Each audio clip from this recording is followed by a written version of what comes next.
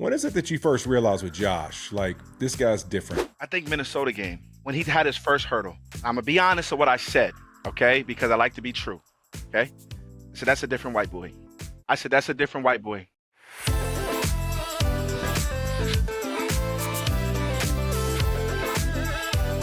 Welcome to the Fitz and Whit Show. I'm apparently the guy with the jiggly belly from Thursday night, Fitz. And I'm Big Whit, baby. This is a Wave original. This episode is presented by Cracker Barrel. Hey, Cracker Barrel is the unofficial sponsor of the Pancake Block. And to celebrate, they want to give you a pancake plate. Enjoy $5 all-you-can-eat pancakes on National Pancake Day. That's Friday, September 26th.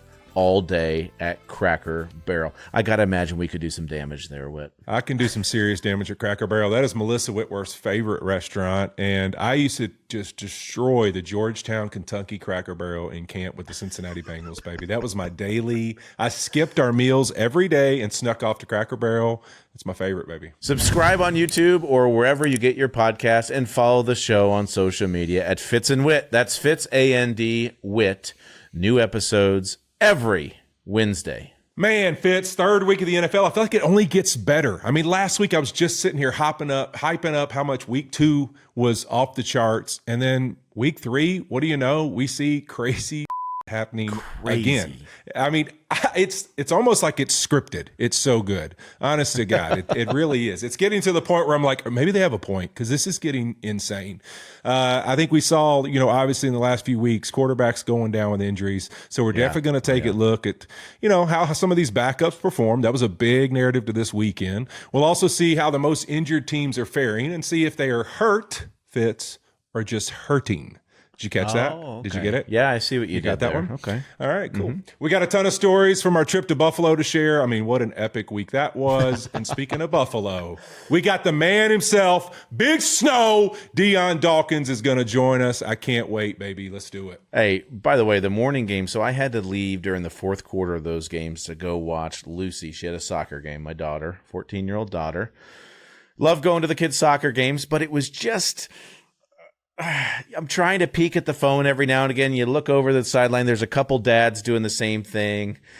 I mean, all I knew was Bucks were up 26-20, kicking a field goal to go up 9. And all of a sudden I hear a moan, a groan. I look over and the Jets are winning by 1. I'm like, what the hell just happened? And then I was thinking about you. The Rams are dominating. I keep checking the score. The Eagles keep getting closer. And then it's like, okay, the Rams have a chip shot to win this game. Good. That game's over. Go to the next one.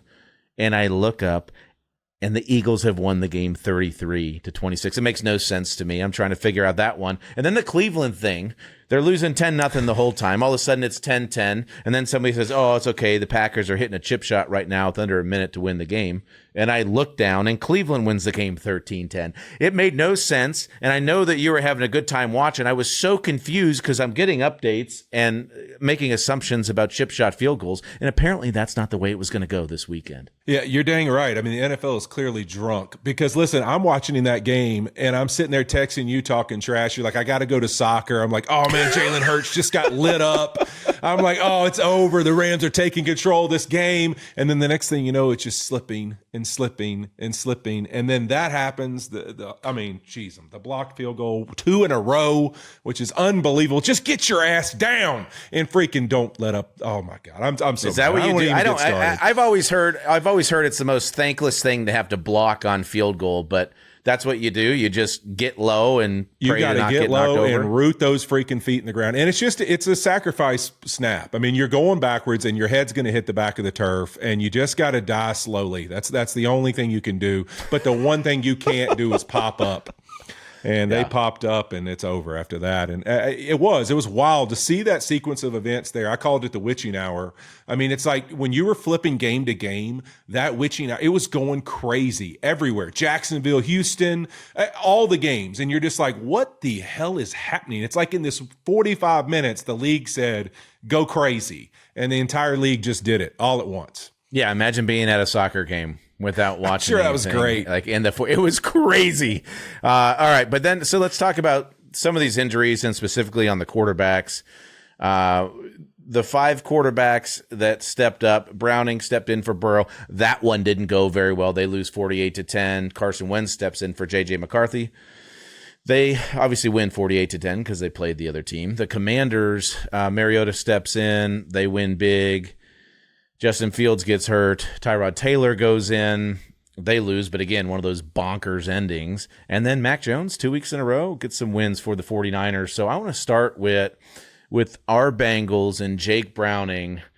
Yikes, that one did not go the way that I think they were hoping it was going to go. Yeah, I mean, look, people are going to kill Jake Browning after that game and just say no impact and, you don't have success. But, I mean, let's be real. This to me is less about him. And when you watch this game, I mean, yeah, there's some mistakes and things you want back, but you look at it, it's Joe Burrow's playbook basically, and you're expecting the same results. And he's not Joe Burrow. We all know that. And they have a line that's honestly, let's be real, they're built to pass protect, and they're built to kind of give Joe enough time to get the ball out. They're not road graders. They're not built to play that kind of Baltimore physical style of football. Burrow can live in that world. I don't know that Browning can. I mean, you look at it, Chase Brown rushed the ball 10 times for like 3 yards or something. I mean, it was literally, they did not run the ball not at all. Not going to help your backup that way. Yeah. They're dead last in the league in rushing fits. I mean, if you want to bring a backup in and be in a worse situation, your defense is playing better, not great, and you can't run the ball at all. So you're going to be a backup coming in, and you're going to have 3rd and 8 to 13 every snap. Good luck. That's not survivable football right now. I mean, have fun, buddy. Come in and make a change for us, please. Bring some ignition to 3rd and 12. Yeah, and then the game gets out of hand too, and it's just like, oh god, here we go again. What are we going to do? But let's chalk that up as that was a horrible game. They got through it. They got out of it. Put one loss in the loss column. Don't let it linger. That's all it is. And move on. That's what I think. That's the most important thing. Let's don't overreact, please, and especially for the guys in the locker room. Let's don't overreact to that. The other 4 guys. Let's see who had the flip game of that one. Let's say who had the flip of that one. All right. So if we think of the Bengals game and how that just flew it, the guy on the other sideline, you almost had. Oh wow! Okay, I get to be the backup for this game. Yeah, Carson had a fun game to be a part of as a guy coming in, and then Mariota was the same way. But when I think about coming in as the backup, had to do that plenty of different situations, and I look at the 4 guys remaining that we haven't really hit on yet. I think there's 2 different categories, and I think the first category is I'm coming in to keep the ship afloat. And I think if I'm Mac Jones, that's the mindset I have. This is obviously Brock Purdy's team. This will never be Mac Jones's team. So no matter what happens, no matter how I play, I'm just trying to get wins. But in the back of my mind, I'm thinking, gosh, I'm young enough that if I perform well, there's probably going to be a chance that I'll be able to be a starter in the next few years. You think about Sam Darnold. He goes and backs up Brock Purdy in San Francisco. He gets Shanahan gets his hands on Sam Darnold. He parlays that into going to Minnesota and having a great year. I also think about a guy like Mitchell Trubisky, who everybody kind of forgot what he did with the Bears because he goes to Buffalo, and just by association, being around Josh Allen, the success that they had, being around a great team and a great quarterback, he then parlays that into a job in Pittsburgh. That makes me think of Daniel Jones. And last year, Daniel Jones, same way. It's the going same to way. But there's those guys, though, right now, they're not playing for starting jobs on their team. They're just keeping that ship afloat, and they just want to win games no matter how they have to do it. Mac Jones, what a great example. The Cardinals get a safety. They go up 2. He goes down, puts them in field goal range. They kick it and win it. I'm assuming Shanahan was nervous about the kicker when he was kicking that field goal. But the other 2 guys, and not I'm keeping the ship afloat, it is I am going to go out there and try to win this job. And I actually think that Carson Wentz is in that situation right now.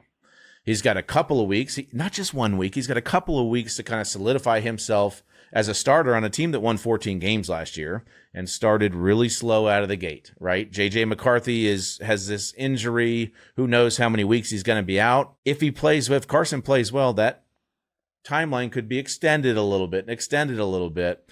He has the chance to become the starter there, at least for this season, if he plays well. And so my mindset right now is I'm taking over this football team if I were Carson Wentz. And with Tyrod Taylor, it'd be the same thing. Justin Fields had a very great week 1. He had an up and down week 2, but there were a lot of frustrations in the passing game after week 2. So with Justin Fields, he's got the concussion. How many weeks is he going to be out? If Tyrod Taylor can come in here for a new head coach who's trying to encourage competition, who's trying to encourage a new culture on the team and win some games, Tyrod Taylor has a chance to take over this position for the rest of the year. I think that would at least be my mindset if I was in Tyrod's shoes.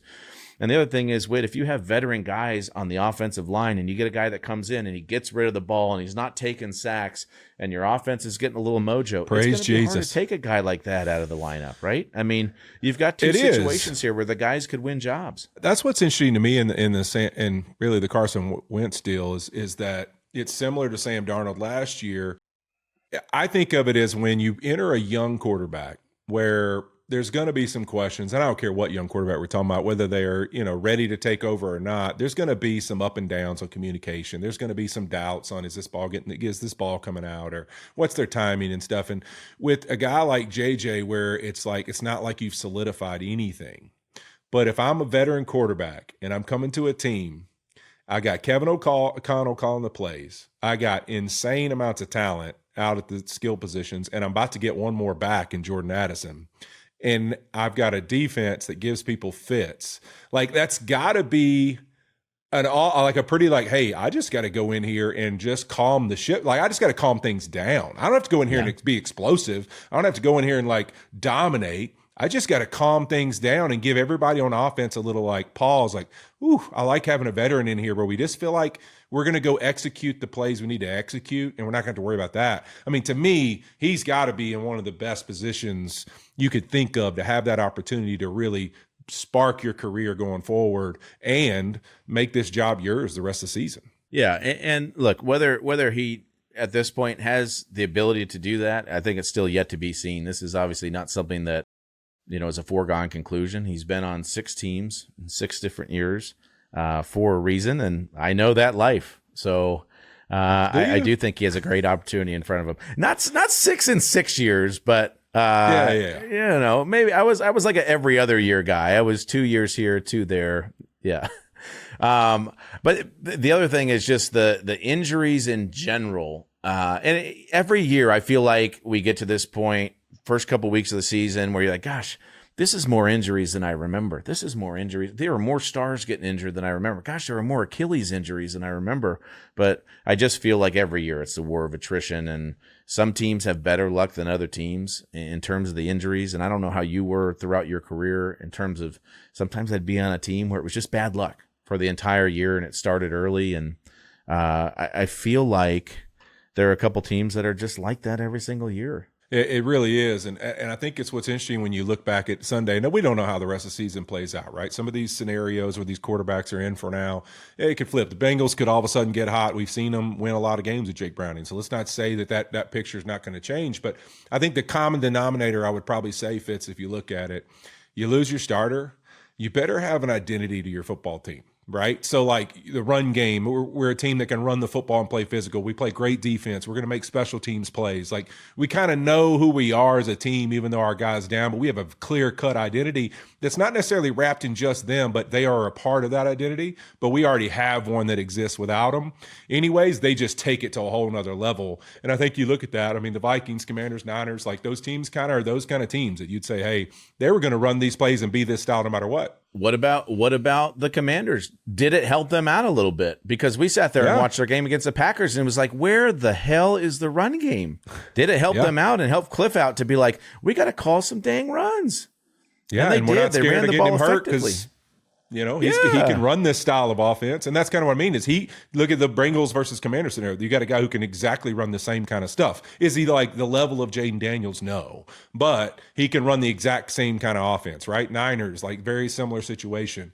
It's just guys who could step in and kind of feel the role. In Vikings, we already talked about that one. So different. Whereas Bengals Jets, it's all right, Tyrod Taylor is not Justin Fields, so some of the stuff you were leaning on maybe with him, you're not going to do. You're going to change a little bit, good or bad. And then Bengals, no way you're replacing a Joe Burrow, right? So that's the interesting part, to see the teams that were good or the teams that kind of have an identity already. But man, Fitz, there's so many teams out there that I don't know what the answer is as far as how they're hurting when you start to look down that list. I mean, the one that really jumps out to me that's been really impressive is the 49ers.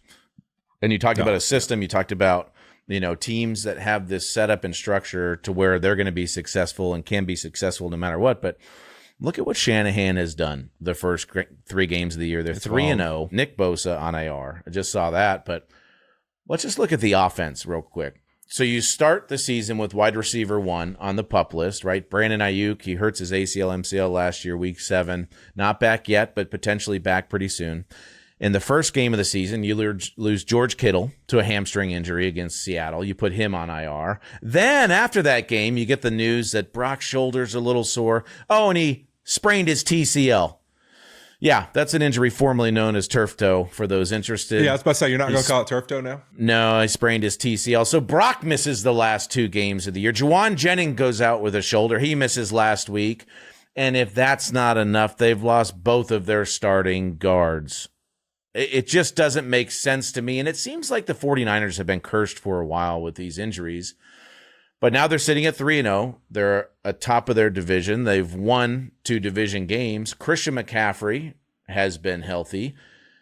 But the good thing is when you have injuries, other guys have a chance to emerge. Ricky Pearsall, in the season he is having so far, he's an emerging superstar. And then you kind of, if you can get through this and you start bringing some of those guys back into the lineup, in the end, it ends up helping you. But the other thing is their defense has played great. And you talked about like a situation you want to go into as a backup. Hand it off to Christian McCaffrey, throw checkdowns to Christian McCaffrey, and have a defense 2 of the weeks that gave up 13 points and 15 points. I think that's where you want to be if you're backing up. And I think Shanahan's done an incredible job with all the injuries they faced so far this year. You mean you don't want to be in a critical situation in the game where all you got to do is get a field goal and all you can do is just throw a halfback screen? Like I was like, man, who do we think this ball's going to? Like, do we think it's going to anybody else other than Christian McCaffrey one way or another? I'd probably have somebody on top of Christian. But look, you just call it, halfback screen in a critical moment of the game, kick a field goal, win the game. But yeah, I mean, I think that's it. It goes back to that identity question. We knew when Robert Saleh went back there, like this was going to be the Niners that we saw years ago when you got 2 unbelievable coordinators and Shanahan calling the plays on offense and Saleh on defense. It was going to raise the level because people forget the last time they made this run when they got in the Super Bowl, they were there. And then also the year they had where they had a ton of injuries and still got themselves in that opportunity. Robert Saleh was there as well. So he's actually coached this defense through a year like that already. So they've got a lot of experience, the 2 of them, because they had a couple of these years where it's almost like they're healthy for a year and they're dominant. And then they've been injured like crazy for a year and they just keep fighting and winning games, which is really impressive. And to start 3-0, with all of this going on around them, people are like, oh, eventually it's going to catch up. Well, let me tell you what else catches up if you start 0-3. And to start 3-0, they've got a chance to battle themselves into the playoffs and hope that they get a couple guys back. Obviously, Nick Bosa won't be one of those guys, which is a massive factor. But they got a chance to battle themselves into a playoff team now because hopefully they'll get some guys back, they'll get healthier, and they can fight their way back. Now, on the other side of it, you could be the Dolphins and have 17 guys on IR or whatever it is, and you're losing O-linemen, you're losing everything, and then on top of that, you've got heat coming at you about not winning. I mean, Tua's getting criticized, the coach is getting criticized, and it's like, where's the positive that we're trying to draw to say, hey, how do we move forward and get out of this storm? In our game, the Dolphins-Bills game, I mean, you look at the back end, they're completely decimated. You look at their offensive line, they're decimated, but that defense in the second half against the Bills, they played well enough to win. They really did. And so some of these games, like, you have to be proud of the effort. We're going into our Thursday night football game this week, and the Cardinals are in the same boat with all the players, 14 or however many it is on IR. Their defense has been decimated. Now, luckily, the big boys up front on that D-line, a lot of those guys are still healthy, bringing in Dalvin Tomlinson, Calais Campbell, who I don't know how he still does it. The dude is an absolute savage. He draws the holding call to get the safety at the end of the game.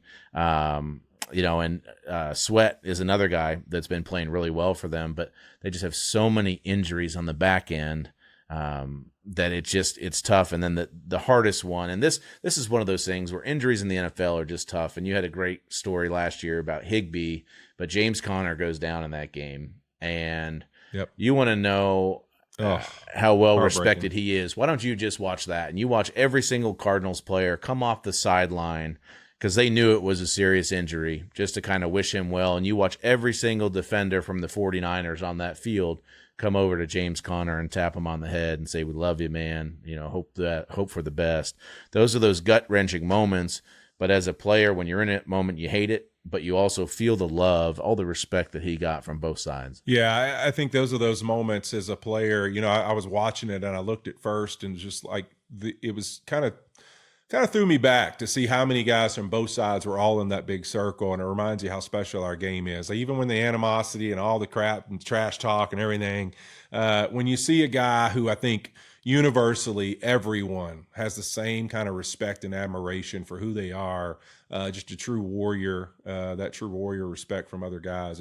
It's really cool and special to see, and you just hope in those moments they feel it. I can remember getting wheeled off against the Seahawks when I blew out my knee in 2020, and I felt it. To have Russell and Dwayne Brown and all the guys from the Seahawks coming over and giving me love while I was sitting on the cart and giving me a little hug. Like, it's that moment where you realize how special the game is and those brotherhood, man. It is a true brotherhood we get to play in. It's really cool. And we love all the other stuff, but at the end of the day, when it all comes to it, I think we all have a general appreciation for the legends we get to line up across. That's for sure. I never wanted to go down on the field, right? Even if it was a sprained MCL or tweak this or that. I never wanted to be guys sitting on the field. And I just remember the one game where I got hurt and I couldn't get up was when I fractured my tibia. And I knew right when it happened. I was playing for Houston. We're in Indianapolis, playing at the Lucas Oil.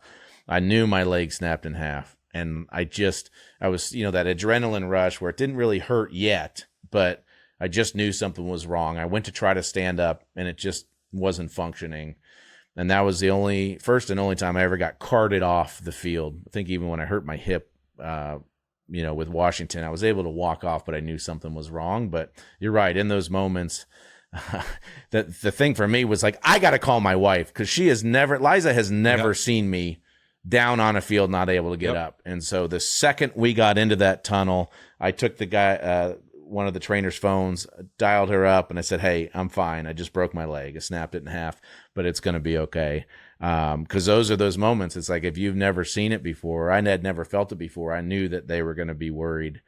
So that's like that. And then having to go home on the plane, we made the decision I would be okay to get on the plane. Getting carried up and down those steps to get on the plane might have been the most painful 2 minutes of my life. But after that, put a rod in there. We got fixed up, got some screws, and we are good to go. Yeah, mine was eerily quiet. That was COVID year, no fans. So it was literally no noise, no nothing. You're just getting wheeled off. It was a humbling feeling. It was the only time in my entire career I'd ever not been able to get up and jog to the sideline with some injury. So that was a wild feeling. I can't imagine getting carried up and down the airplane steps. Luckily, we were at home for that one. So the worst with the ambulance waiting there in Houston, ready to take me to the hospital. Luckily, there's a great trauma center there, and I got brought in right there. They did surgery right away and was good as new. All right, we'll be right back, and we're going to come back with my guy, the snowman, Dion Dawkins, baby.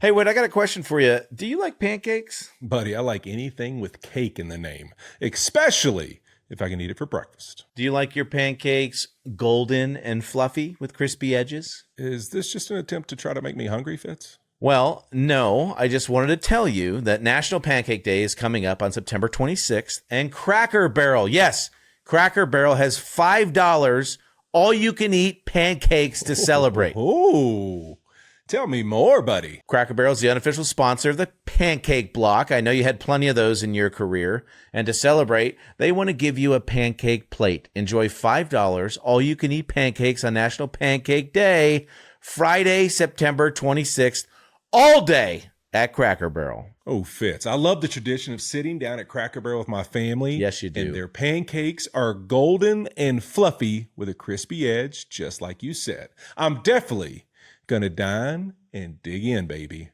Funny you say that, Whit. You can start your celebration early. Cracker Barrel Rewards members get exclusive first access to the $5 all-you-can-eat on Thursday because tradition tastes better when you're first in line. This season, Cracker Barrel is the unofficial sponsor of the Pancake Block because domination looks like a defender flat on the turf, and pancakes on your plate. Offer available September 26th, 2025, with early access on September 25th, 2025 for Cracker Barrel Rewards members.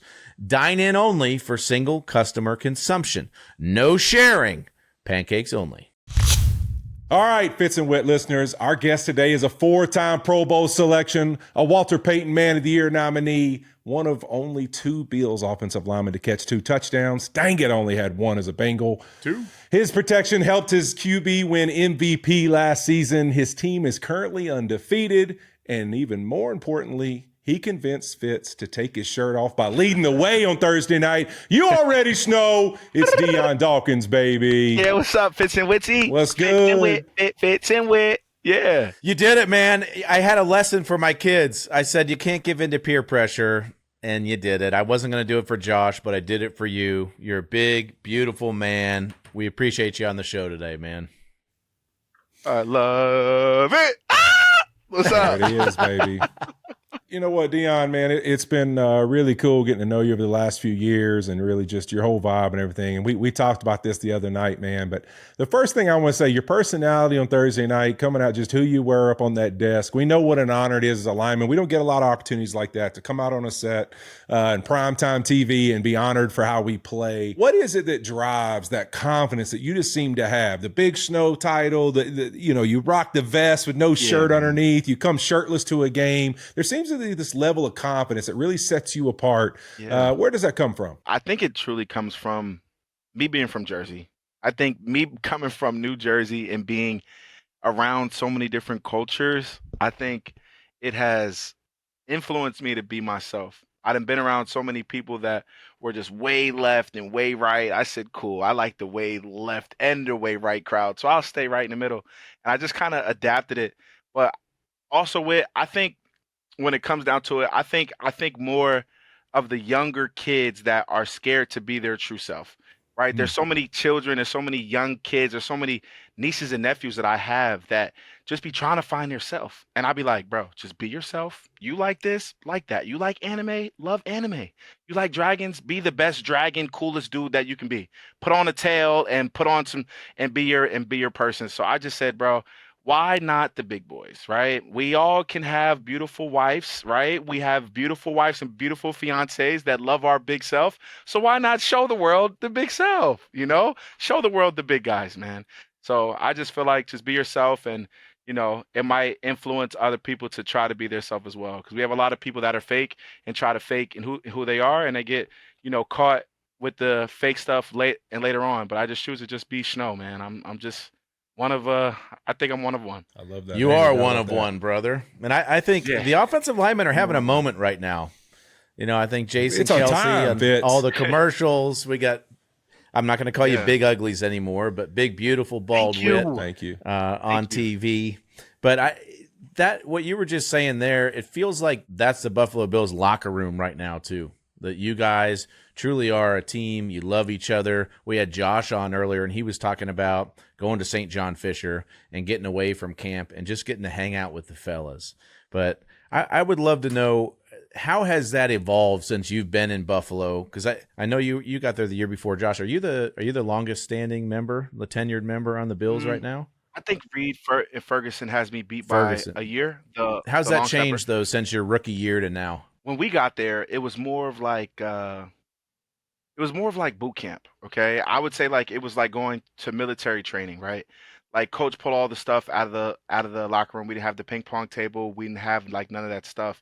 It was just real gritty. It was real gritty, but I didn't know what to expect. So that's just what I was used to. I was like, cool, this is my first year in the NFL. This is like what it is. And then over the course, like, it was almost like we've earned it step by step, year and year, win after win. That coach just kind of allowed more and more things to happen. And, the more he allowed to happen, the more people were able to show their true self, right? Like you got guys that are playing cornhole and ping pong, and guys that are playing basketball in the indoor and doing different things where they can bond, right? And I think over the course of us being able to win games, coach has been more free of like, let these guys just be their self, let them love on each other as teammates and as a brotherhood, and just let that grow, and then the rest will fall. Because like we've had so many Like now that I'm thinking about it, bro, like Wits and Fit, like we've had so many characters on our team.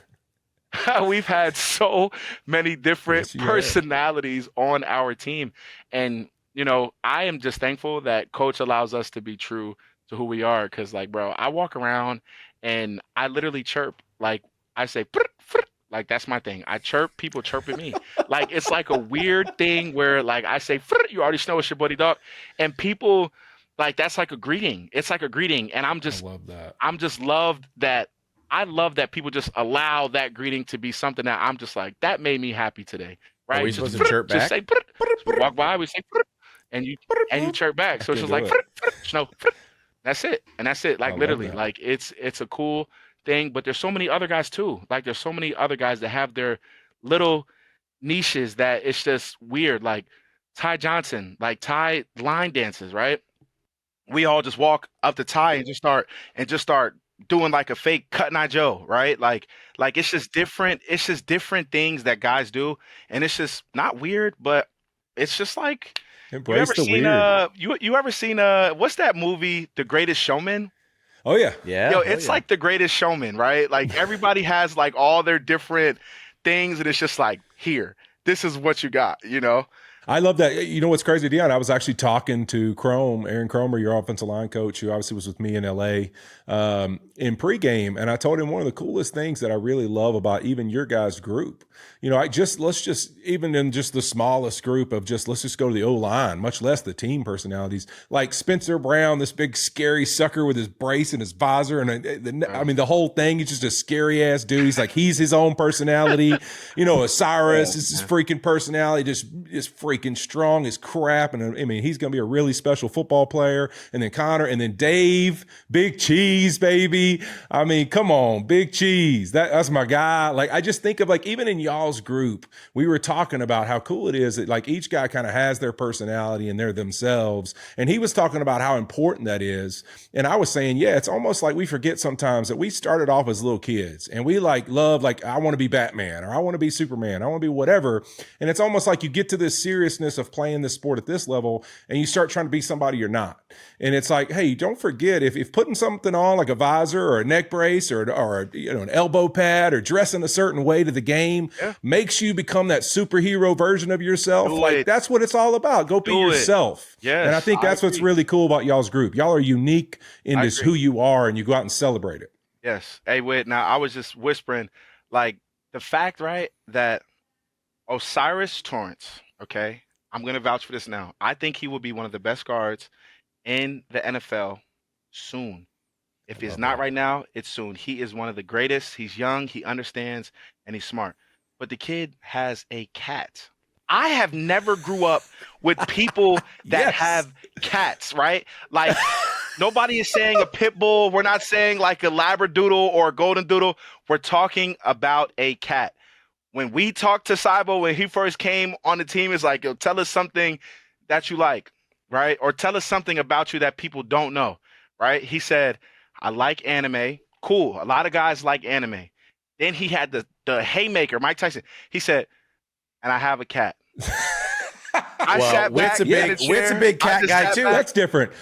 Yeah, I just gave in. I just gave in, Dion. My daughter, my youngest daughter, asked for a cat. It's our first cat ever. I mean, it's crazy. It's here, but I'm kind of in love. I actually love it.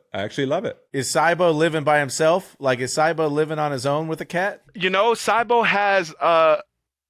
has a partner, and his partner is in the military, and she comes back and forth. And Saibo, so that's probably why. That's probably why he has a cat, because he needs help with taking care of it. Now, okay, that makes sense. See, the quarterbacks overthink. Like, they be thinking. I'm just asking. All right. They process the playbook, Let's stay on this, like, uniqueness. You have such a unique personality. You got personalities in your O-line room. What about your style of play? Because whenever I watch you play, it's different. It's so much different than everybody else. And it even just starts with the snap. It starts with your stance.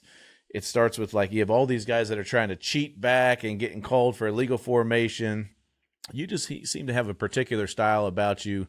Is that something that you've been doing forever, or something you learned and has become uniquely yours over the years? Fitzy, I think Well, one, it's a great question, right? It is a great question. I think my style of play came with freedom, right? It came with being able to be myself, not to circle back to that, right? Like, I don't just want it to be like, oh, he's himself. No. When I establish myself as I can protect the quarterback, right? When people are looking at me like, look, learn from Dion, do this, look, this is why he does this. That's when that started to get overly like, all right, I'm gonna test this out. I'm gonna see if it really works in a game. I'm gonna see if it really works on third down. And I've tried so many different things, right? Like, I guess I would say I am an unorthodox tackle because you never know how I'm going to set, right? And in my mindset, I want to have it like that because I've looked at, not to disrespect, right? Not to disrespect, but like a guy like Joe Thomas. Joe Thomas is going to have his same set every single rep. Boom, boom, boom. 67 plays. If they're Yep. passing, it's going to look the same. He's going to vertical set, and then maybe on his fourth kick or third kick back, he's going to come out and punch you. He's going to grab you because he's strong, right? Me, I was like, cool, bro. I need to be able to change these sets up. These DNs, they're not regular people. These guys are superhuman, right? Like So Myles now. Garrett, I swear, Myles Garrett, Whit, you retired at the perfect time, right? Trust me. Myles is on an increase of who Yep. I think Myles is the same year as me. So me and Myles are maybe year 9, maybe Myles is year 10. Myles is getting drastically better every single year. So I said, what is Dion going to try to do to change the way it is? Is he going to step up on the line of scrimmage? Is he going to get closer? Coaches teach everybody, get back, get off, cheat. I want you back. You want your head just to break that line. That's the cheating point. But I'm like, I don't really think that that's true anymore. I don't really think so because these guys are so fast that all that distance that you're trying to cheat, it's not. They can get there in a half a step now. Like, it's just not realistic. So some games I try to line up so close on the line of scrimmage. Some games I like to cheat back. Some games I like to stay extra wide. Now that wide set, I love that. I enjoy being on the island. I enjoy being one on one. That's how I feel like I gain my respect. You want to be in one on one? I want to be in one on one. Who do you want to be in one on one? Put me in one on one. Put all the stress on me. I'm the oldest guy in the room. I know what to do. I know what not to do. Let the rest of my guys go eat. Let them go and jump on those guys. Let me be in one on one, right? That's my mindset. It fuels me. I could be crazy, but it just fuels me like, yo, look, I'm a skinny guy. Put me in one on one as a receiver. Now I feel like a receiver. Now I feel like that I'm not just a blocking dummy and I actually have purpose. That's Yeah, my hell yeah. mindset, right? And I really think like that.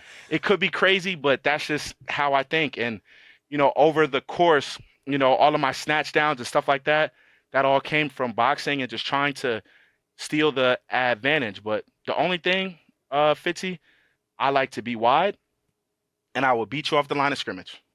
If I can Fitz beat likes you, to be wide too. I've seen him put it on display the last few weeks. Oh, when we were, hanging I out had after the I had a games. belly jiggle. You saw it, Dion. It jiggled a little bit. There was a belly It's jiggle funny. in there. I was proud did. of you. But you're a tackle that thinks you're a receiver, and I was always a quarterback that thought I was a lineman. So that's why I think we do well together, Wow. Dion. That's why Fitz does well, Dion. He's Okay. like an O lineman at heart. Love Fitz is that. actually a quarterback that really he feels like he could take a snap in the NFL at center. He kind of thinks he's like a little bit of a center. All right, that would be his spot. He has the personality of a center too. He's kind of grumpy. Love Kind of that. the old grumpy Oh, old come man on. in the room. I could ID the A mic. little at moody. least. Oh Yeah. man, Fitzy. So wait, so Fitzy, if you could pick a position, left tackle to right tackle, which position would it be? Center, no doubt. No way, Oh, no yeah. way athletic enough to be a Second left favorite? What's your tackle, not second strong favorite? enough to be a right tackle. Oh, so left Would tackle never last. want to pull Wow. and hit somebody as a guard. Wow. Center, I feel like I always have help on both sides. I get to kind of point everything Phone booth. out.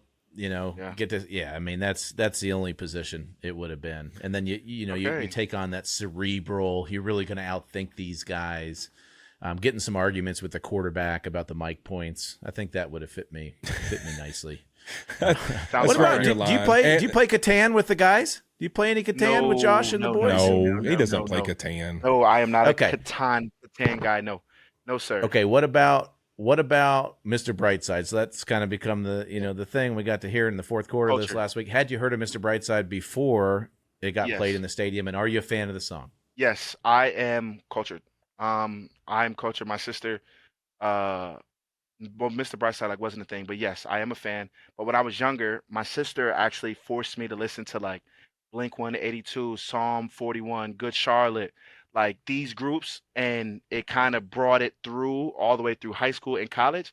So when Mr. Brightside was a thing, it was like now I feel what people are actually feeling with these people like that are actually in a band playing because I'm from Jersey, right? Like most kids don't listen to that type of stuff, and it's just like always hip hop or Nas or Jay Z or like that, And then you hear this stuff, and you're like, bro, this is lit. And then you're in Buffalo, and people are like, open up your ear, and it's just like, wow, wow, you guys have vocals, drunk, eating, throwing up, fighting in the stands, and singing this at your highest point you could possibly play. But it's super cool, man. Oh man. That's awesome. Listen, we got to do it last week. I went with Fitz to Wayland Brewery. We got to do a kind of set on Wednesday night and have some fun with fans. I mean, one thing you realize quickly, the passion and energy these people have for Buffalo is unbelievable. When did you probably have that moment you realized, okay, this fan base is different? Like this group is just different. I'm going to tell you, I think I learned it just like how you did, right? I looked at your story and you were excited because somebody had what? A Whit jersey, right? Yeah. I was when like, what? I seen my first Dion Dawkins jersey, okay, I said, wow. Right? Because we're not used to seeing that. Like everybody is going to have the Fitz and the Josh Allens and the Keons and those guys, like in the Cooks. But when you see the jerseys pile up and it's like I seen it when there was Richie Incognito jerseys everywhere. There was Richie jerseys everywhere. There was E. Wood jerseys everywhere. And I'm like, bro, I want to be like those guys. I want people to wear my jersey just like that, right? So now I feed off of it. Like when they play stuff on the jumbo scron, and I'm looking, and I always look. I'm like, oh, yes, there's a 73 right there. Yep, there's a 73 right there. Yep, there's one. We got one, Mom. We're doing good, Mama. We're doing good. But I think over the course of my time, bro, like they just show love, and the love and that they show for the O linemen. I am so blessed to be where I'm playing ball at because every team is different, every fan base is different. Some people don't care, but this is a fan base where they care about their big boys, and I'm thankful that I'm here because they care about Shnow. Hell yeah, they do. They love you, man. Fitz, do you know where Big Shnow came from? I do, so I'm asking you because I don't know if you know. See if I can make an educated guess. Shnow. But so is it SCHNOW? Just you have a shirt on. Jeez. Yeah, come on, Fitz. I thought you were a Harvard guy. I don't. It sounded like you're saying Shnow. I got my nickname Shnow from shoveling snow when I was a kid. I grew up in Jersey. We had all 4 seasons: summer, winter, fall, and spring. And I would wait for the winter months to. This is when we still had landline phones. When you still had the phone in the kitchen, you pull it off and it has the string. If you answer it, your sister could be on the phone and stuff like that. Right. If there was a rumor that school was going to be canceled because of snow, I would come home. I would be excited. We would look at the news because they would have the ticker at the bottom like Clark is canceled, Cranford is canceled, Westfield, Rawway. And I would wait for the phone to ring. If the phone rang around 5:30, 6 to 6:30, because parents could get home 9 to 5s, right? So 5:30 to 6:30, parents should be home. If the phone rang, it was just a percentage chance that there was school canceled. If they say school was canceled, I knew it was finna snow like crazy. And it usually would snow over the course of nighttime. So overnight, I would set my alarm super early. I would set my alarm to about 5 o'clock in the morning, sometimes I would even say 4:50, like to get that extra 10 minutes to get the snooze. And I would wake up because the adults still had to go to work. I would wake up, I would put my stuff on, double socks, hoodie, jacket, long johns, sweatpants, and then the swishy pants. And I would walk all the way to the good side of town, which was not even Rawway. It was the opposite side of town, which was Clark. I would walk to Clark. That's where the people that would pay would pay. So I would knock on the doors. I would usually get there around 6:15, 6:20, 6:30, sometimes even later, depending on how much snow. I would knock on doors. I would say, hello, my name is Dion. I live down the street. And I just wanted to know, would you like your walkway or your driveway shoveled before it gets too heavy? And some people would say yes. Some people would say no. And then the bonus was I would also, if the personality and was good, I would say, If you feel comfortable, if you have to leave, I can start your car. I can get your car warm. I can get all that ready if you have to leave while I'm working. Because if you get in the car, you want to get in the car while it's warm, it's cozy, Smart and man. that would be Look at my him go. bonus tip. I would get that bonus tip, and they would pay me like double off of just that little bit right there. So I would charge houses The like more you 30 or can do. $40, and I would end up with 80, and they would give me 100 just because, like, here, just take the 100, and they would be the But how old were you at this point, and how big are you at this point when you're yeah, walking around? I was I was in middle school. I was like 7th grade, 6th grade. So I wasn't like, yo, who's this big grown man with facial hair at my door at 6 o'clock in the morning? Nah, it was just a big light-skinned kid, that. you know, with a scully on and snot on his nose. But so when I do this, you already know, is Yes. We're in now, Fitz. like that's the and then I would wipe my nose, but we can't do it anymore. You know, I got this. You already know it's here because I would wipe my nose from the snot of being outside all day. So I Yes. became the snowman I know that because well. the snowman is Troy the thing that Vincent sits said on you the can't line. do that anymore. Yeah, You know that. no more choice. Okay, Dion, what about this whole snooze thing? You mentioned it. I kind of want to call you Big Snooze. Are you always a snooze guy? Are you always leaving 10 minutes before the alarm actually has to go off for you to wake up? Not always. I do wake up before the alarm actually comes on now. Oh, you're getting old, but Dion. Not That's all earlier that in your matters. career, though. When you were a rookie, were you snoozing? When I was young, I'm definitely snoozing. But I'm setting I would set my alarm. Like if we had an 8:30 team meeting, I would set my alarm for 7:30, right? Knowing that I'm gonna hit the snooze until about 7:50. Drive 12 minutes, get in there, take my stuff off, and then be in meetings by 8:30. See, Whit, this is the good thing about playing in Buffalo, not Yeah, I was LA. about to say, Is the that there's no 12 minutes. traffic. That's all I heard. There's The no 12 traffic. minutes is what I heard. No traffic, straight shot. Straight shot. I'd have That been in is trouble. all I I'd have heard. been in trouble sometimes, right? Where I wake up, hit snooze too many times, 15 minutes before the team meeting or first meeting, I get there in 12 minutes. That means I got 3 minutes to run in the building, throw my Bill shirt on, and be in the meeting. That's crazy, but that's Buffalo. That is Buffalo. You're right about that. That's Buffalo. Dion, I got to ask you now. You talked about personalities earlier, and obviously being a part of this team and all the personalities going through. When we talk about Josh Allen and who he is, I mean, people are going to talk about, obviously last year having an unbelievable year, winning the MVP and the run you guys went on and the success you've had with him. But when is it that you first realized with Josh, like, this guy's different and he's special and he's unique? What was some of those moments that you feel like you really realized that there's something different about this guy? I think Minnesota game, one of Josh's earlier games, when Josh hurdled over when he had his first hurdle, I said, I'm going to be honest with what I said, okay? Because I like to be true, okay? I said, that's a different white boy, okay? I said, that's Yes, a he different is. white boy. Straight like that. I said, that's a different white boy. Because, and realistically, you have like the Cole Beasley's, but you have these Cooper Kupps, you got the Christian McCaffreys, and you got the Josh Allens, right? So I seen that when I was younger playing left tackle, and I said, wow. I just said he's just a different dude. And then over the course, like when little things, bro, like off the field stuff too, with like off the field things, right? Like when coach would say, all right, Josh, you take this ball and you hit that goalpost, we're done.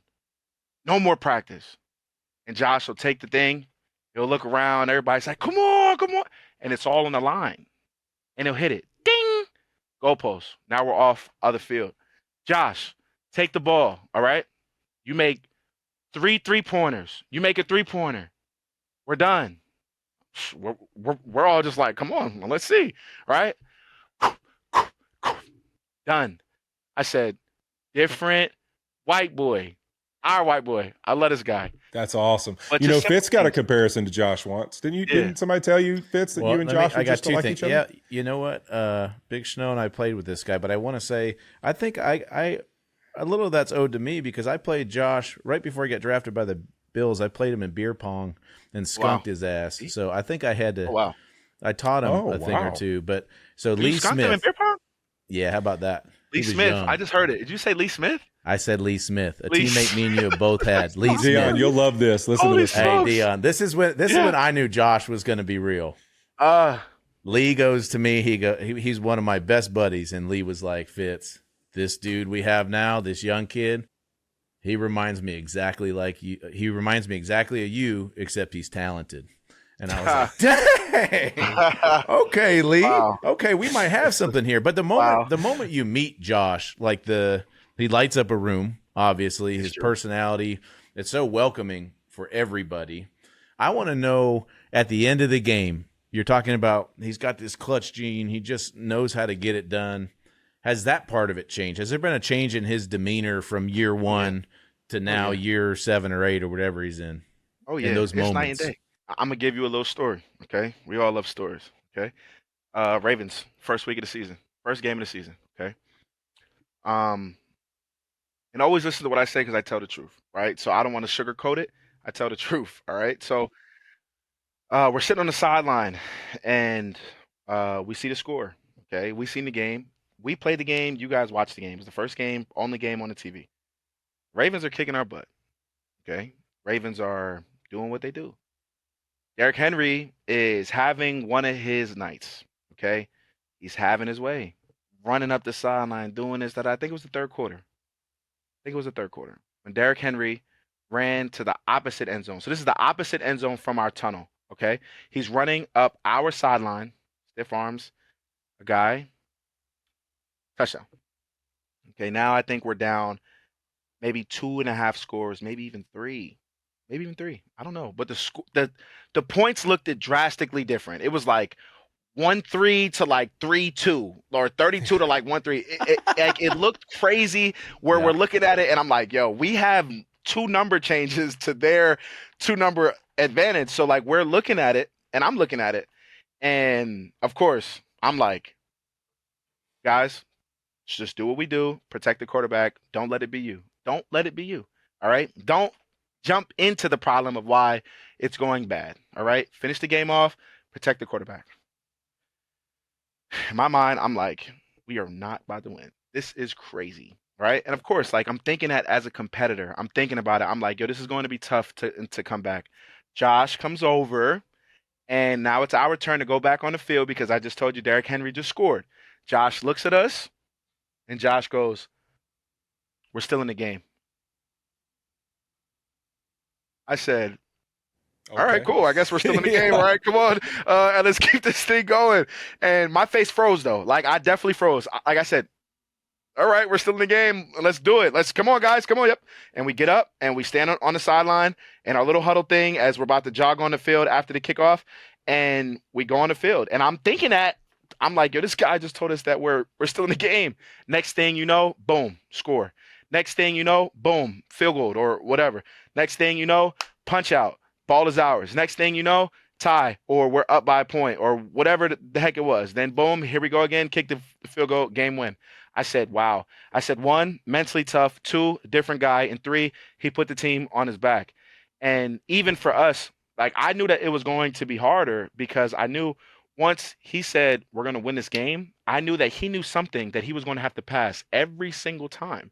And as a lineman, we have to pass protect every single time. So I'm like, all right, here we go. We're about to be in 2-minute offense over and over and over and over and over. We got to be at our best. And for the guy like Josh to just look over and tell us like, we're still in the game. It can snap you out of it. No matter what age you're in, no matter if you're a veteran, a young guy, that does something to you as a competitor.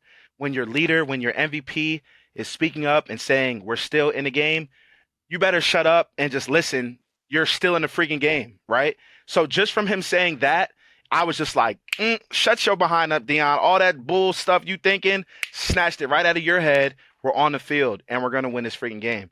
And even as an older guy, you be needing that. Like, that's real. But you need that. And he did it. And he might not even know he did that. He might not even know that he did that with and fit. Like, it's just like, yo, what a guy. But every year, every game, he just keeps doing stuff.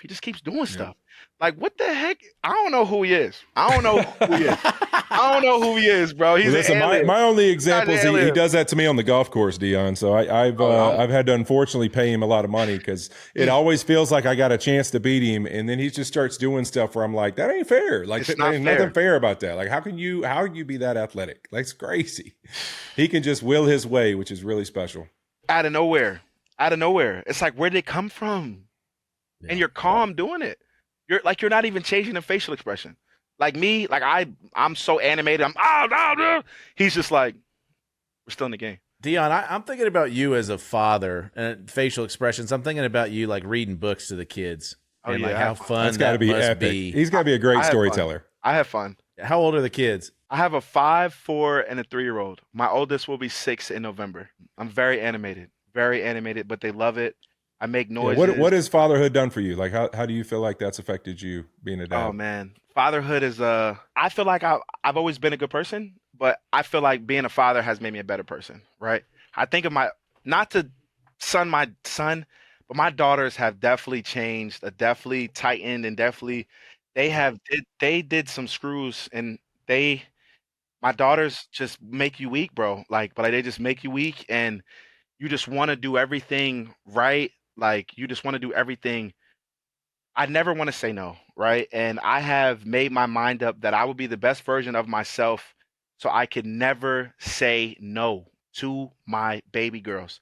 I never want to say no. Whatever comes out of their mouth, whether it's buying them, whether it's supporting them, whatever, I do not want to say no. And I play like that. I feel like that. I live like that. I love my kids. Oh man, I have became such a different person. Like Yeah. I'm a wild factor, right? I love life. I love life. So you can understand how the course of my NFL career has taken me. I had Richie, I had LaShawn McCoy, you understand, right? And then now I'm just like Shnow. And I understand. I was teammates with Richie on 2 different teams. Yes, yeah, I understand. yeah. So it's just crazy, So, man. I just left Dave Never and say Buster's. no. I love that. Just left Dave and Buster's. I just left Dave and Buster's, rushed home Yes. to talk to you guys, just to have fun with the kids. And it was actually community stuff too. We were there, with a bunch of kids that sadly had cancer, and we did a bunch of cool things. And I brought my kids, and it turned into my kids with those kids, and it was just like Dion is the giant dad for 40 kids in this room. So it was cool. It was really cool. Well, wait till they grow up. Oh Man. gosh. What's your oldest? Well, I What's got your one oldest? thing I got to say about my daughters, Dion, Yeah. because I'm the same way. And then Whit, I know, might have a question for you because we had an incident last week with Whit. Oh, man. but- Yeah. So Yeah. my daughters, I have 4. They're 14, God 12, bless you. 10, and 8. And I agree with you that you Want that just cup. never want to say no. And then they get a little older and they get a little sassier. But the issue that I have, because I have 3 sons as well, and my wife you will got get 7 mad at me kids? sometimes. I have Oh yeah. 7. You got 7 of them, Dion. God. 7 kids. When they play sports, I love all my daughters play soccer, and I love watching them play. I love watching my boys play, but anytime you got a boy, a son, and there's a game, inevitably it's the car ride home. He's got to sit in the front seat. You got to tell him, the things he did right and wrong, and his effort level wasn't there. And then with my daughters, I can't do it. And my wife gets so mad. She was a college athlete, and it's like, you should treat them the same way you do the boys about the game. But it's like, I don't have anything negative to say because I'm so proud of my girls. There's nothing like it, man. So proud of them.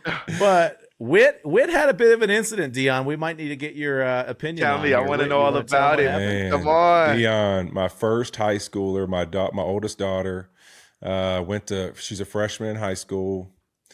First week at school, the quarterback of the team asked her, for their number, and then now he's taking her to homecoming, and he's a good kid. Is he a senior? But Dion, it's too fast. I needed Is he a a couple senior? years. Let me Is he a just senior? know he's a freshman too, and he's starting. So he on top of the world. That High boy's school. that dude. He's that dude. Oh, he's the dude. And so Yeah. I'm like, man, this happened too fast. I wanted to fast. kind of ease in. You're going to ask me 100%. if you could go to a party. You're going to ask me if you could go to this. Ooh. We already boys and homecoming and dresses. And I'm First weekend. whoa. Look, first weekend, pops his big wit. Man, it puts a little sprinkle on them, bro. But That's they just it. glow a little more. Look, our daughters glow a little bit more, brother. It's just the way it is. It's crazy. You could hear Yo, the that's Louisiana crazy. coming out of Whit there. That I'm Louisiana stressing. is coming out. No, I'm stressing. Yo, look, I'm in that's the Bad trouble. Boys 2 scene. Yes. Hey, Sherm, I sent the group text to all the crew, and Sherm's like, booking flights right now. We about to talk to this kid. 100%. Oh, it was great. Oh, Man, it's so good. Good luck to you. I, Yeah, look, I appreciate it. I don't have no advice. I hope you figure this out so you can tell me. Yeah, I'll 'Cause pass I it know down, they are baby. good. Tell me, Oh, because I don't know what to tell you. And the starting quarterback, and he's gonna look. He's that dude.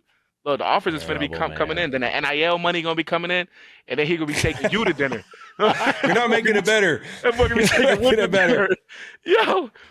It's getting worse. Oh, All right, man. Dion, before we let you go, Yeah. tell us about Dion's Dreamers Foundation and what you guys do and, just how involved and active you are in the community. We love it. Dion's Dreamers is my foundation. I started it right during COVID. I started like during COVID, and it has gone its course, right? Like when COVID came out, it was hygiene products, it was food, it was cleaning products, it was masks, it was getting stuff for people to be able to be safe.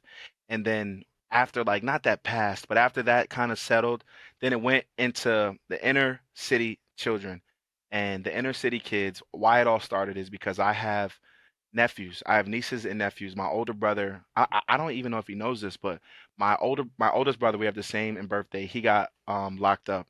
And when he got locked up, I was forced to be a dad without having my own kids, right? So I wound up taking my brother's kids in, and I was like, Dad, like thank God I'm Dion Dawkins and I've been playing in the league and I have a little bit of stuff that I can do this, but I can't imagine the people that can't, right? So the inner city kids kind of grabbed me in my mind. I was like, yo, look, these kids need people like me that want to help, right? So then it went from helping them into getting them a path of like, you want to be a musician? Cool. Let's get you the right music lessons. What do you want to play? The violin? Wow, that's different. We're going to get you a teacher. You want to play the piano? I'm going to get you with the right piano teacher and you're going to play the piano. And you're going to do this when you're not in school, after your grades and after your school is done. You're going to do this and then we're going to do that and da da da. And then it just kept going. But the inner city children has grabbed it. Dion's Dreamers does this all year long. I go to schools, I hang out and with these kids and we play basketball and we're at the football like practices and we just do so much. But being able to change a course of a child's life does so much for generation after generation, and that's where the true winning is. And I'm thankful to be in a position.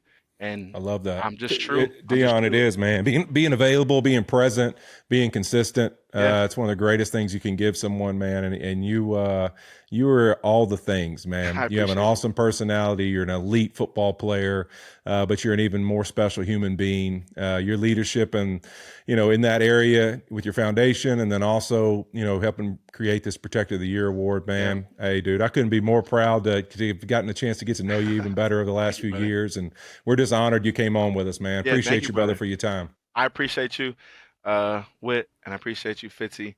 Like I told Whit the other day, like, bro, like you guys are just so dope. You're so dope, and you guys are so humble. But I want you to know, live in your humbleness, all right? You guys are Himothy's. You're him. Him. All right? So I will make sure that the world knows that you guys are fully snowed out, but I love you guys. I'm thankful, and I'm even thankful to be here to be talking because it says a lot, and I'm truly thankful. Just a kid from Rahway trying to make greatness in the world, man. I love that. Big Shnow, baby. Appreciate you, brother. Appreciate y'all. All right, it's time for my favorite moment of the week where Whit gets his chance to blow out your speakers because it's time for Big Whit Energy, baby. That Big Whit Energy. Who do we got this week, Whit? You listen, it was a tough one, man. I mean, you're looking across the league, and as I've said, listen, some weeks it's going to be about the guy who just plays an immaculate performance, man. The painting is beautiful. And then sometimes it's going to be the guy that stepped up in a huge moment, And I think this week, I really had two guys I was thinking about. One on the D-line and Jordan Davis for the Eagles with the block of the field goal, even though it rips my heart out that he did it. You're allowed to go defense as hold well? on. You can I'm go gonna give defense him and credit. offense? Oh, yeah. Big guys, baby. So what's the criteria listen, here? You got to weigh over 300 pounds? What's the criteria for a big guy? You got to be a big man, just like Big Whit, all right? Okay. So if you're a big man, you can play tight deal. end. Go ahead. Yeah, it's your deal. Go ahead.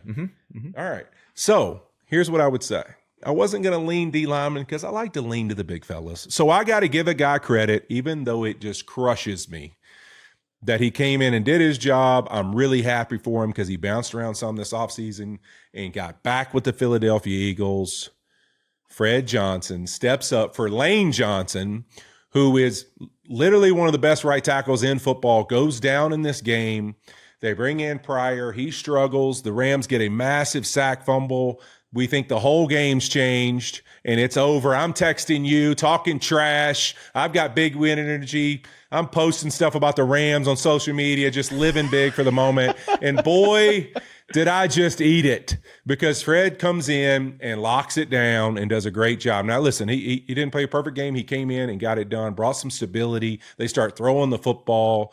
Jalen Hurts gets on fire, and the guy came in and did an unbelievable job, kept him clean. And you know what? For that, even though it hurts me to show you that I am somebody who supports the big fellas no matter what, I'm going to give Philadelphia Eagles Fred Johnson big Whit energy of the week, baby, because he came in, stepped up, and did his thing in a big moment for his team to go back, come make a huge comeback and beat the Los Angeles Rams. You're a bigger man than I am, because I don't know. I'm sad. I mean, because the other thing about him, though, he came in. That's a tough situation to come into, because it becomes a throw fest because they're losing. You're sitting back there. They know you're throwing. He did a great job. And, I mean, I personally would have gone Jordan Davis. I mean, I think he blocked 2 field goals and then ran the one back. I mean, just because he was faster than you. You see what his miles per hour were with? What was it, 18 what? I think it was like 18.4 or something. But I think he was jogging, too. I think he had another gear that he just decided not to get into. But that one hurt too much. I couldn't do it. Yeah. I saw the Rams guys took after you with the it got blocked. He was like 20 yards ahead of everybody, so they just hung their heads and walked to the sideline. No more chase. No more chase left after there was no chase. They realized they weren't catching. Yeah. All right. Now, let's talk about, since you're such a homer and you love the Rams, but you did go ahead and pick against them there. Let's talk about my guys. Let's talk about the time that we had in Buffalo, man. Because I went out Tuesday. I got a dinner at my favorite spot, Mulberry, Tuesday night. You joined in on Wednesday, and we had an event for the ages, man. I appreciate you doing it with me. We just threw out an invite to whoever wanted to show up.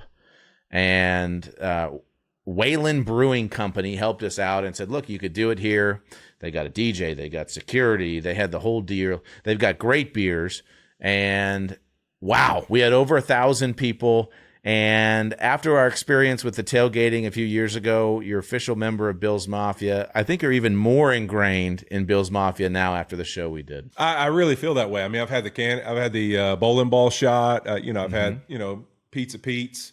Grub, I've had Pinto Ron. I mean, I know all we're a family. Like, we're basically family. We just hang out in the Hammer Lot. I think I have like a lifetime pass. Look at you with all the right terms. Come on, Hell baby. Yeah. I know them all right? And then to go to Wayland, listen, that was awesome. What a freaking showing. Almost like, I think it was like 1,000 people or somewhere close. It was insane.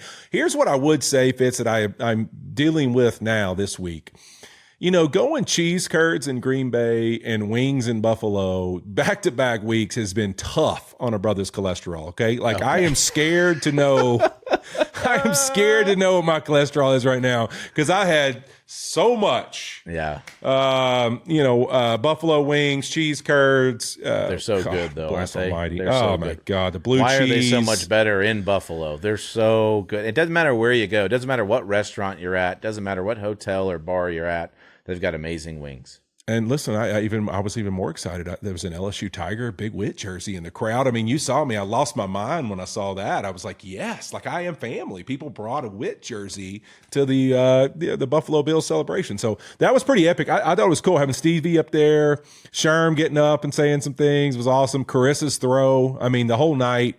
Pretty epic to get the whole crew involved. I think the only miss is we definitely should have recorded it, because there's some pretty epic moments in the night, especially you throwing footballs. And let's just say the Bills fans could probably work on their hands a little bit. They got to work on their hands. Super supportive. We had some Marvin Harrison drops out there. I can still take a shot too. The atmosphere before the game, it was really cool. Our producer came in. He said, "Hey, they're doing a Fitz lookalike contest before the game. We're going to bring the 3 finalists in, and They all were beautiful men. I don't know. I can't. Who did you have? Did you end up having the winner, or where were you? Left, middle, No, or right? I was in the middle.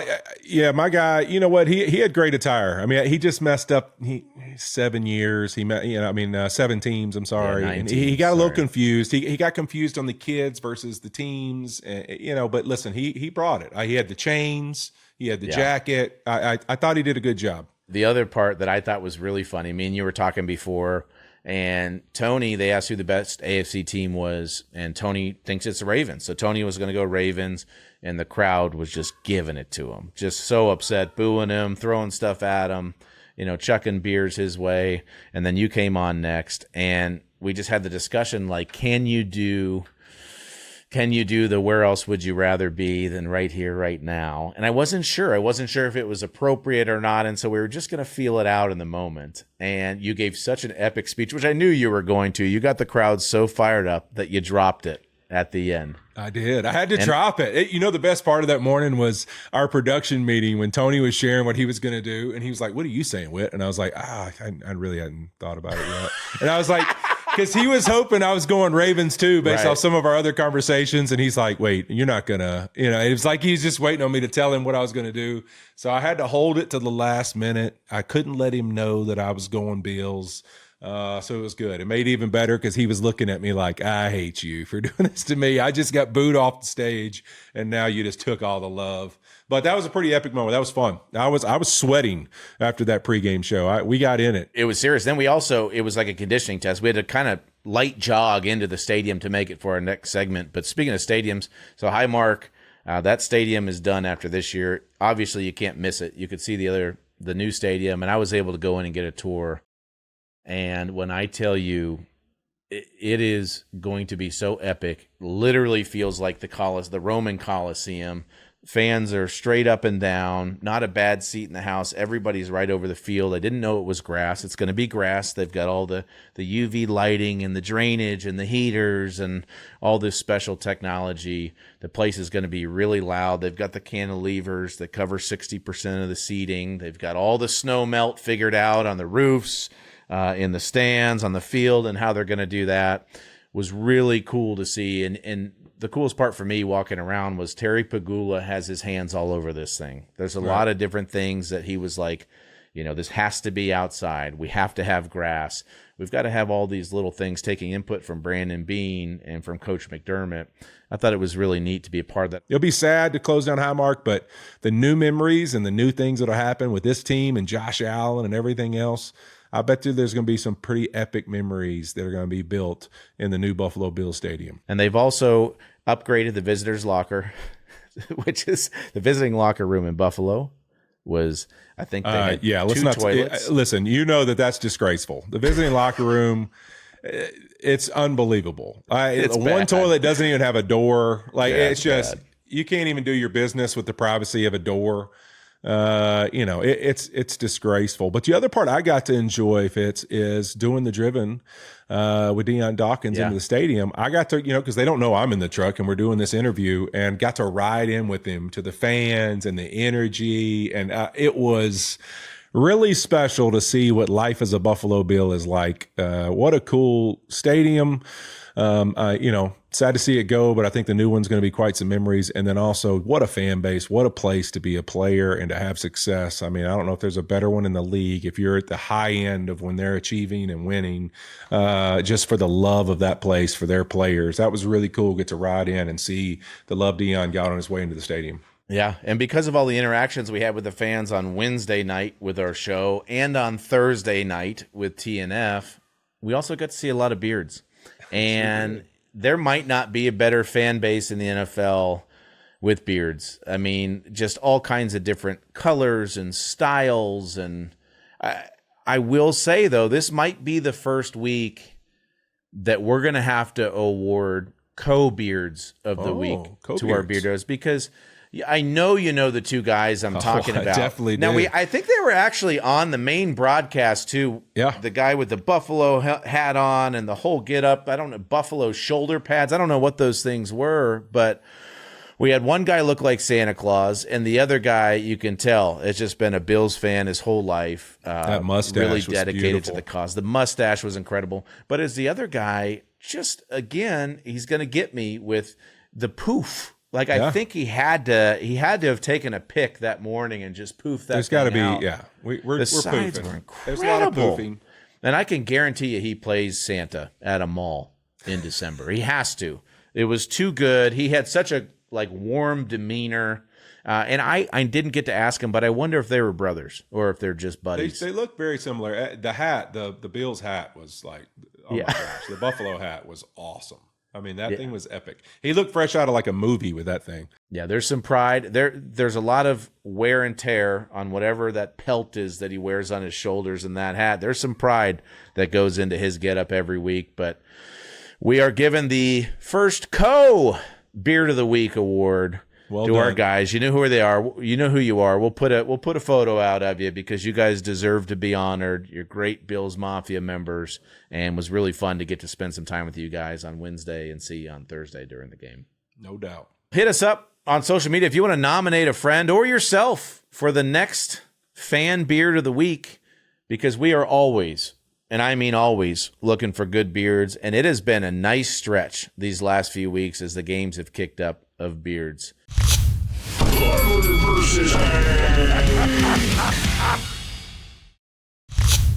All right, Fitz, it's that time, baby. Hank is back. He had the week off. He was mad at me all week because he didn't get his time to shine. He said all he needed was a little bye week, get things reassessed, and he's ready to take you on, Fitz. Well, yeah, so far we did week 1 and 2, and I'm 9-1, and poor Hank is sitting at 6-4. 2 victories for me. Okay, what games we have on deck for this week? Let's see. Let's start. You've got it there. Eagles, Bucks. All right, this Hanky. is an easy one for me. Bucks are going to win this game just like last year. What do you think, Hank? Wait. Free. What is this free Go ahead. thing you keep saying? Oh, let me get Eat this the right. dang treat, Hank. Which one? Oh, we went Eagles. Eagles. Okay. Eagles. All right. Well, now, all right. now that Daddy's a big Eagles fan, giving out stuff to Fred Johnson and Hey, listen, don't Jordan do that to me. Davis. You know my heart's hurting. All right, Ravens, Chiefs. Hank, this is an easy one. The Ravens are going to win by 100. What do you think, Hank? Uh-oh. Oh, you went after the table. He's indecisive. He knows he's going to win. He doesn't want to pick against Travis. That's why. All right, Ravens or Chiefs? I mean, Chiefs or Ravens? Which one? Oh, he's going Chiefs. Oh, he went Chiefs. The heart All of a right. champion. Hank's got the heart of a champion. Listen, do you want to know what discipline is? This dog will not eat off of a table, That's awesome. no matter what. Okay?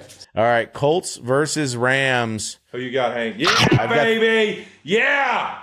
See, I've also he ain't got the gonna let him Rams. down. I've also got the Rams. Thank you, that's Hank. not- All right, Packers-Cowboys. Packers-Cowboys, Micah Parsons making his return against the Dallas Cowboys. Jerry Jones, revenge game. I'm going Micah Parsons and the Packers. What you What do got, you think, Hank? Hank? He's smelling Cowboys. Oh, What do you think? Cowboys! Oh, he didn't eat it. He didn't eat it. I don't know, he did the okey Packers! doke. He went okey doke. All right. Yeah. Yes. That's good. Micah Okay. Parsons is going to be happy. All right, last one. This is a revenge game for me. Which team I'm rooting for, I don't know. Played for both. Jets v. Dolphins. Hank, what do you think? This is the hardest game for me to pick this week. I'm going Dolphins. Who you got? Who you got, Hank? Oh, he went Dolphins. He went Dolphins. He's Hank, confident in Tua. Hank knows that Tua's middle name is Donnie. He's ready to see Donnie throw the ball all over the yard. All right, All right, Hank. Hank, Do you have for any your other picks sake, for let's us? hope you did a better job this week. I'm 9-1. You are not 9-1, and I am looking for my 3rd straight victory. Thanks, Pooch. Say bye, Hanky. Bye, Mr. Ryan.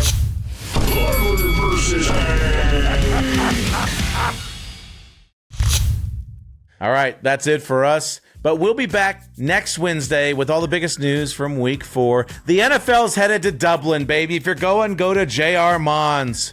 What a great bar. Aaron Rodgers, the Steelers, and the Vikings. All my Dublin cronies are very excited for it. And, of course, we will keep responding to your comments and picking a fan beard of the week. So send in your beard picks and follow the show on all social media at Fitz and Whit, with the "and" spelled out. Fitz and Whit is a Wave original. Thanks again to Dion Dawkins for joining us, and thanks to our production crew, and thanks again to all you Beardos for tuning in. See ya! Peace.